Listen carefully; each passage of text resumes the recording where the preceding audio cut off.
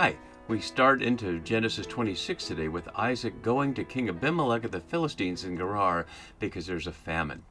If you haven't watched the introductory video to this section, as well as the introductory video to the Jacob cycle, I strongly encourage you to do that to make sense of this. I'll go over briefly right now some of the things we looked at, but there's much more depth on those introductory videos. So a couple of things we need to consider on these issues engaging the Jacob cycle also apply here to the Isaac cycle, and I looked at some of the introduction about the relationship between this section and others, and especially between chapter 26 and the Jacob story around it, and the question of why this is out of order here, which I'll address again in just a moment. The time and place of composition, which will come up today in light of some words that are in this passage that are unique here in Genesis and probably from a late context. Relations to other parts of the Bible, which we'll look at a little later in chapter 26 when King Abimelech tries to send Isaac out of there because he's too powerful, and how that echoes some of the David story under King Asa in 1 Samuel 27. The reading levels of whether we read this simply at the personal level or at the national level. And this situation right here, we're at the personal level. There's no context of Edom and Esau or anything here because we're still in the previous generation for reasons we'll look at in just a second. And then the ethics and morality element. One of the things that we need to look at is the shape of the story, which, as I've been highlighting in the last couple of videos, starts with Jacob and Esau, ends with Jacob and Esau, and then has Jacob and Laban in the middle. But what's missing, of course, is 26:1-33, the section we're going to look at here. And so why is that there? What the effect of it being out of order is to put it chronologically in this situation. So I've arranged them in the chronological order, but notice that these are in reverse sequence. So what we already heard narrated was Isaac and Ishmael burying their father at 175 years old. We heard that back in 25:7. But in our story world, that hasn't happened yet. This story we're looking at here is happening before these two stories. So back here in chapter 26, Jacob and Esau are not born yet, and Abraham's still alive at this point. And why is that? As we looked at, it's to keep this within this chiastic shape that Michael Fishman has provided for us. So when we get to the other interlude in chapter 34, which is in chronological sequence, to get it to match, this one had to be put out of order. So that confuses a lot of readers because they're wondering, are Jacob and Esau here or not? And the answer is no. This is a flashback, really an out-of-order passage here. And it's out of order in an interesting way because it echoes several of the Abraham passages, and Abraham, as you can see from the key words, is mentioned not only twice in this initial paragraph we're going to look at today, but a number of times throughout this, to highlight that much of the purpose of this chapter is to place Isaac in the same position in relation to Yahweh and the people around him as Abraham was. Isaac, as we know, does not have a cycle, and as a person, he has very little character. We know nothing about him. He doesn't respond to this encounter here with God at all. So we have to at least imagine a little of what's going on for Isaac, which the authors don't seem to do, but we will do. And so what we're going to see in reverse order is that one of the first echoes is from chapter 22 in our initial passage here. So going back to chapter 22, then it, continuing down, echoes back to chapter 21, and then continuing down, it echoes back to chapter 20 in the wife-sister story. So interestingly, as it's out of chronological order within the chapter, it goes back steadily in reverse order to pay attention to these different previous chapters that we've been looking at. So let's go back and put up a couple of the things that I've just showing you to see some of the connections here, because this is our immediate passage. And you can see by the color coding how much of this is virtually identical to 22:15 and 19. In fact, a couple places it is identical in an unusual way, using the word akev here for because, only in those two places in Genesis, and some other things like that, as we'll see. So there's a lot going on that is echoing Abraham, and we need to be paying close attention to what that's saying and what it's not saying about the differences between Isaac and Abraham. And as we'll notice here, this immediate recollection is the angel of Yahweh calling to Abraham a second time from heaven and said, "By myself I have sworn, because you have done this and not withheld your son." So Isaac is implicated in the very memory that's being provoked here. Presumably he heard that, or did he? We don't know how much a theophany is unique to the hearer who's reported and how much others around might have heard it. Certainly in the New Testament we hear things like in John's Gospel where there's a sound like thunder that Jesus interprets as the voice of God, but others don't hear it as the voice of God, they just hear it as a sound. So we don't know what the Genesis authors are imagining about what young Isaac tied to the altar or soon released from the altar when the ram appears, could imagine if he heard Yahweh say to this, that because he had not withheld his son, he's going to get all this reward. And what does that say about Yahweh's relationship with Isaac? Well, here we find out Yahweh's relationship with Isaac, so let's jump right into it. So now there was a famine, literally a hunger, ra'av, and the only previous one was the one that's being referred to here, in case we didn't remember, besides the former famine, using the word harashon, which will match 25:25 in the only two places that we see there. Let's go back to that real quick here. We see this mentioned in light of this under the word first. Harashon here. So it actually is one other time in the flood story. But in the immediate context of 25:25 and 26:1, just a few verses apart really, that's the reminder here. So the first famine, reminding of that first situation there, had occurred in the days of Abraham, and Isaac went to Gerar. Why? We know that when we look at the wife-sister stories, which we're not going to take up today, we'll see Abraham, of course, went to Egypt in one situation and went to Gerar in another in chapter 20, but we'll save that for next time. But Gerar is important to pay attention to. On the map, we can see it's right here. Isaac is coming from Beer Lahai Roi, which you can't see in the inset here, but you can see here just outside of the inset. So it said he had gone from Beer Lahai Roi to the Negev, which simply means the south. So he was somewhere down here, and there's a famine, and he's heading up to the place that he imagines there's food. And yet, interestingly, food is never discussed, and we don't ever hear that he gets any food. So he goes to King Abimelech of the Philistines. And as I noted last time in the introduction, the Philistines are completely anachronistic anywhere in Genesis. They didn't exist in the time period that the story is representing, and plainly that's meant to be a connection with the Saul and David story in Samuel, as we'll see in a couple of videos when we get farther into the chapter. But it's the same Abimelech of the Philistines that Abraham was connected with back in chapter 20. And if you watch my videos from there, or even if you haven't, one of the curiously lingering issues that's not resolved is whether Abimelech might have secretly actually been Isaac's biological father. He gives Isaac to Abraham as father, but there's a real question there of whether when he took Sarah in, despite his protestations, he might, before he knew that he was Abraham's sister wife, so to speak, had sex with her and impregnated her, and yet he gives the child and the woman back to Abraham. So there's a real question there, and that's emphasized, we saw earlier, in trying to connect Abraham's paternity to Yahweh's blessing. But that may be recalled here. Whether Isaac has any idea of that, we have no way of knowing. So Yahweh appeared to Isaac and said, and one of the interesting things about this scene is it comes with no fanfare and no follow-up.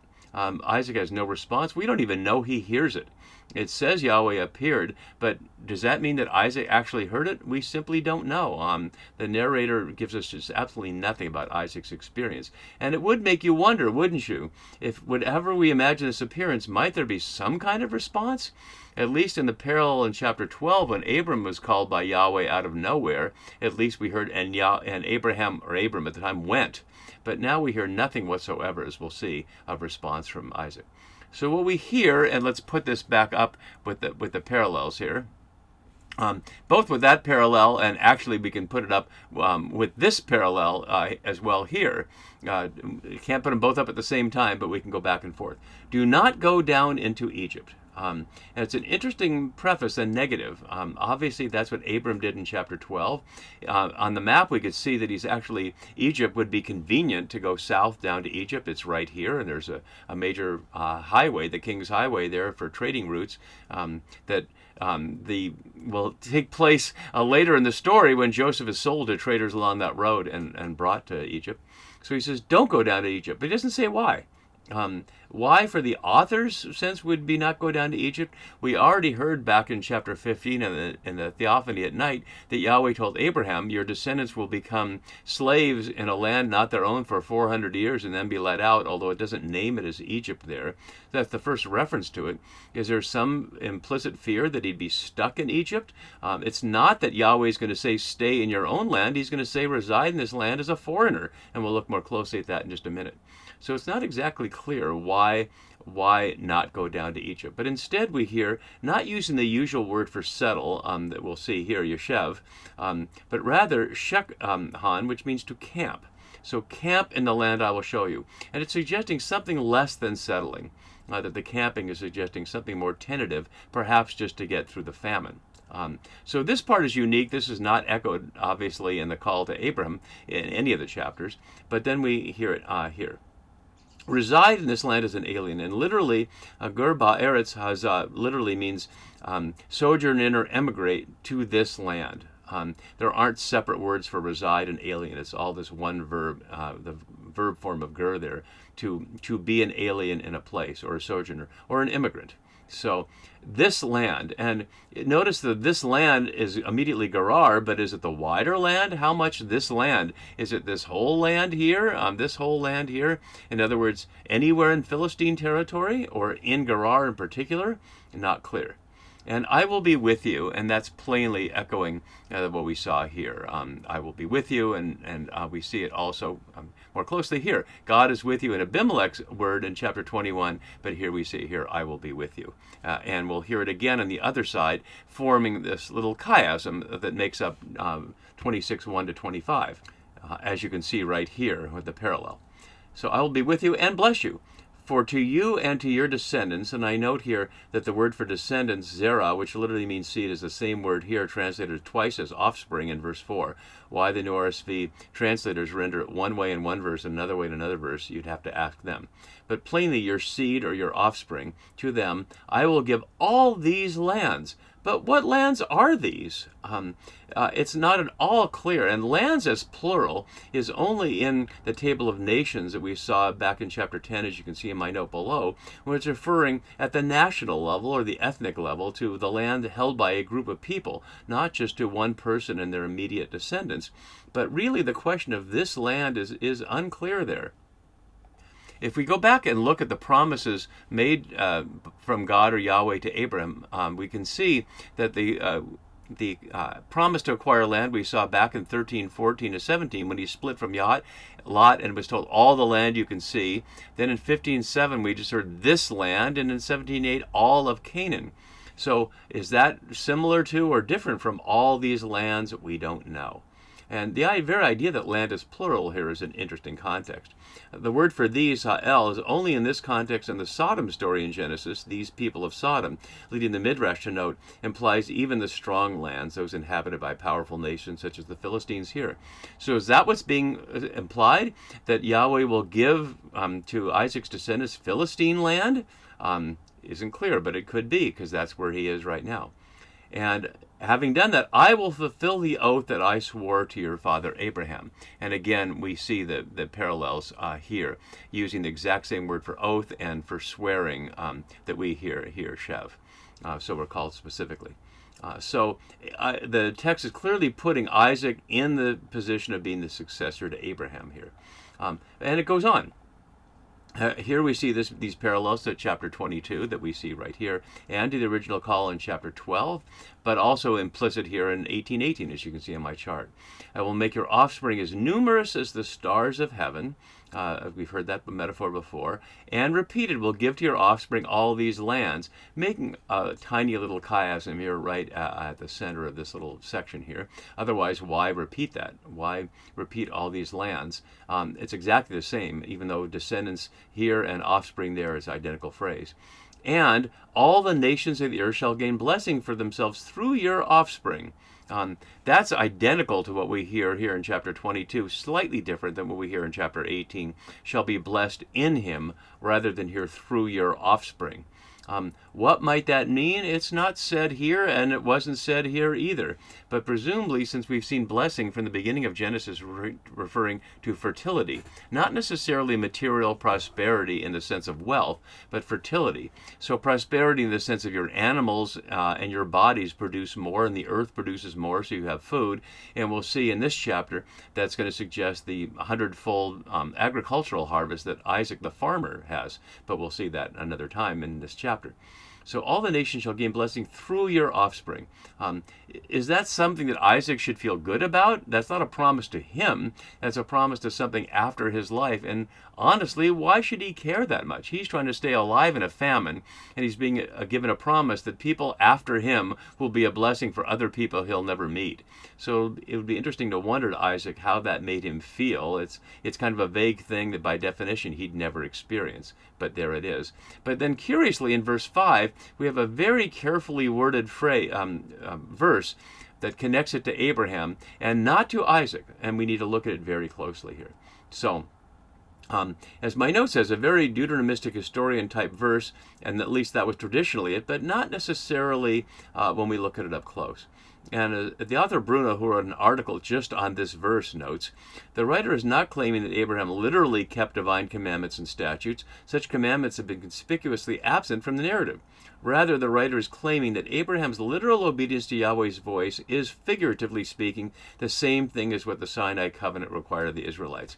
And I think that's a really nice insight, because many scholars casually do what Bruno cautions not to do, which is to assume falsely that Abraham, or at least the audience, knows the Torah. The audience may well know the Torah, but Abraham explicitly doesn't. And of course, that's the very basis it leads Saul/Paul in Galatians to turn back to Genesis 15:6 and highlight that Abraham was understood as in right relationship with God before the Torah was made evident through the theophany through Moses on Mount Sinai, etc., from the book of Exodus. But here it's a little different. It's suggesting that what Abraham is doing is the equivalent of Torah, even if he doesn't know them. And we need to look at each of these words carefully. The word for because is not the everyday Hebrew word for because, but a kev, as I note on the chart on the right here, connecting it with the binding of Isaac. As one scholar notes, Isaac now also understands God's message. Life is cause and effect. Honor my request to remain in the land, and you too will prosper. And again, Bruno, who we just noted from the last notes here, that the term is used elsewhere to introduce causal clauses with a nuance of recompense. So you see from Numbers, and then in 2 Samuel, one of our many references to 2 Samuel, as we'll see. And he continues, meaning the writer, to draw our attention to its only other occurrence in the text of Genesis at 22:18, and here it is, noting this must be the key for understanding our current verse. So really highlighting the connection here together as I'm following up his lead to do. Because Abraham here obeyed or listened, Shema, to my voice. And that part is normal enough, and we see it all these different times, and we see voice so many times in Genesis. But all these words here are unique in Genesis. None of them are anywhere else. So charge here is mishmarti, and it's only here in Genesis and only one time in Deuteronomy. So if the question is this is understood as a Deuteronomic element here, let's look at it there, and you see it's this almost exact same phrase, but it's only there. So it raises the question of whether Deuteronomy in that final form and Genesis 26 have a common source from something else. It's hard to know, because this is not the standard Deuteronomistic phrase. And even the ordinary ideas of commandments and statutes are not the usual words. Mitzvah is the normal word for commandment, as in becoming a bar mitzvah, a son of the commandments, or a bat mitzvah as a young girl, a daughter of the commandments. But it's only here in Genesis, even though it's 184 times in the Hebrew text, the Masoretic text, and 66 times in the Pentateuch. So there's some other writing that's influencing this, and that goes to the question of when it was written, seemingly relatively late compared to some of the rest of Genesis. My statutes are chuga, only here in Genesis, but 104 times in the Masoretic text, so you can see the pattern here. And my laws is Torah. And interestingly, Torah, instruction is much better than law for Torah, and it's plural, so it is laws there, or instructions. But Torah is only here in Genesis, although it's 223 times in the Masoretic text. So again, what we're seeing from Bruno is all of these things, all this rule-based obedience, he's understanding that Abraham has kept. This is not pitting faith against works. This is not the Reformation we're dealing with, but simply equating the listening, the Shema, with following all these commandments, and showing it's possible to do that. That maybe the commandments are something you need for people who aren't listening, even though in Deuteronomy 6 we hear the prayer notice of Shema, hear, O Israel, the Lord your God, the Lord is one.